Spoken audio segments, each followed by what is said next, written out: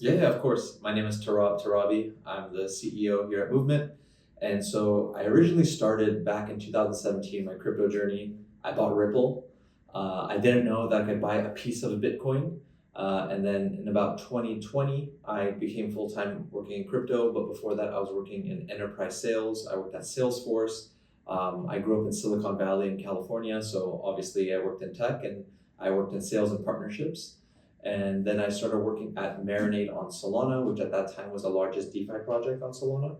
And then from there, I worked at a stablecoin project, and then I found my home here at Movement. It's been over 2 years. I started as the founding BD, so I was essentially the second hire, and now I've taken over as CEO. So that's a little bit about my background. Yeah, of course. So obviously, Movement is a Move-based blockchain. And for those of you who don't know, the Move language was created in 2019 by Facebook.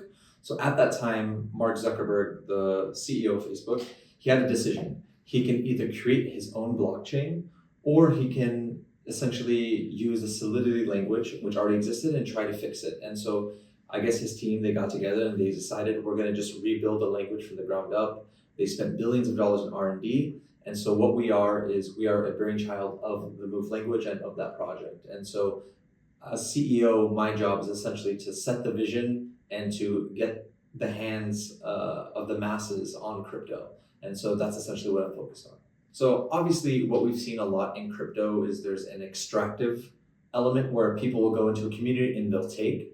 From our perspective, we want to flip it on its head. So what we want to do is when we go into a community, we want to provide value.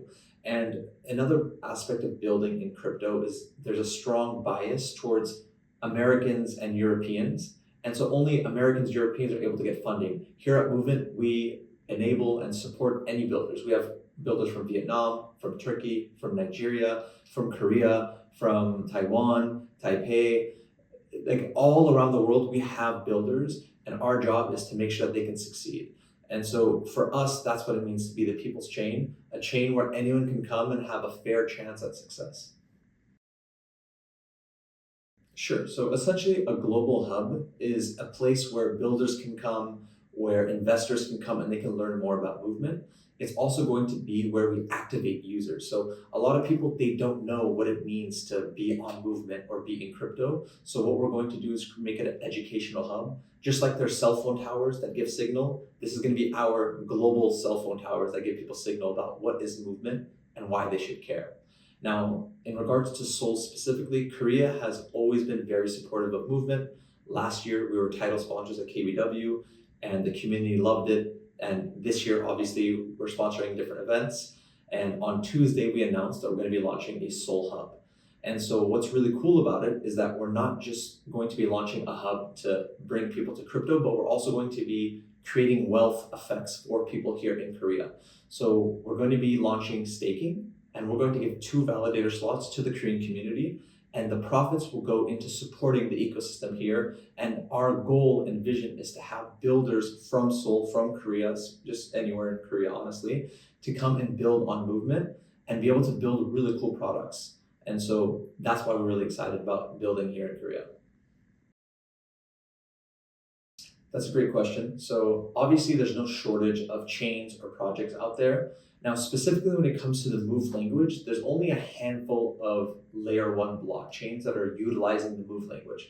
Now, I can go into the details of the Move language, but as I mentioned before, it was developed by Facebook specifically for crypto use cases.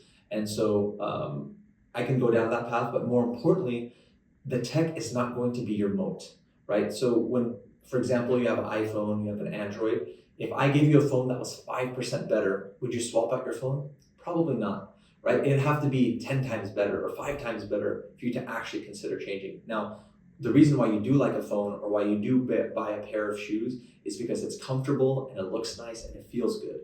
And so that's what our focus is going to be, is being a user-centric, mobile-friendly blockchain. And so I do think that is going to be a differentiating factor. Now, there are other metrics that are really important to us, like number of users and daily active users, monthly active users. But ultimately, what we're going for are the people who have not already started using crypto and understanding crypto. So we're going for the next 100 million users, and everything we do is going to be to bring them on board and to solve problems for them. Of course. So when we talk about onboarding 100 million users, the overwhelming majority are going to be new people.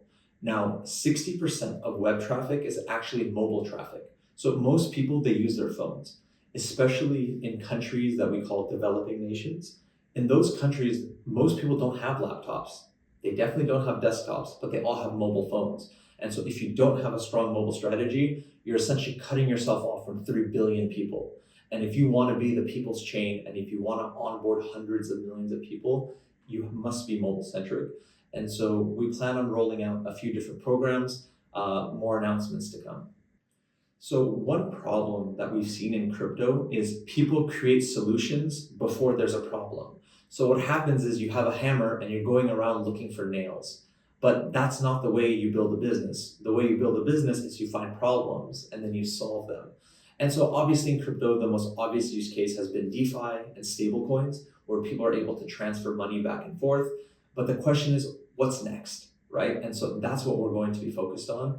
And if you don't have a mobile strategy, you just can't even reach the users themselves because they're all using their phones. Yeah, so I think in terms of what we're excited about, number one is launching the L1. Now, the reason why we're able to do it is because we were able to bring a lot of talent. So our CTO Young, he was actually one of the original guardians at Diem and Libra, which was a Facebook project. He also was one of the founding engineers at another very big project, crypto project, and we're very lucky to bring him along. And with him, obviously, he's brought several other former Facebook fame engineers, and they've been able to really bolster the network. And this is why we feel so confident in launching an L1.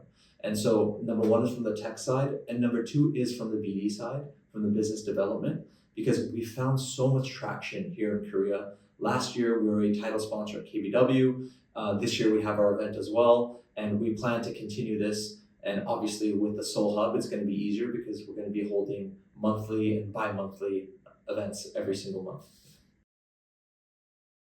Yeah, so part of the hubs is also to understand the average Korean, right? And what are their needs, what are their wants?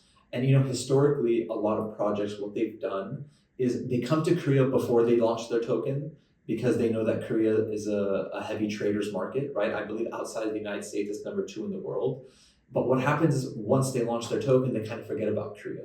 For us, we want to do the opposite, right? We want to go to the community that's been so supportive of us, and we want to provide value to them, which is why, again, we're launching the Soul Hub, and we're going to be dedicating two validators with which all the profits will go back into the ecosystem and back into Korea and helping educate builders and help support them in getting funding. And so in terms of what we want to achieve in Korea, honestly, it's just to support people and find cool use cases. And so that's going to happen by working more closely with Koreans on the ground and working with builders. And so I'm not going to come to Korea and tell them what they should be doing. I want to talk to them and understand how we can provide value to them.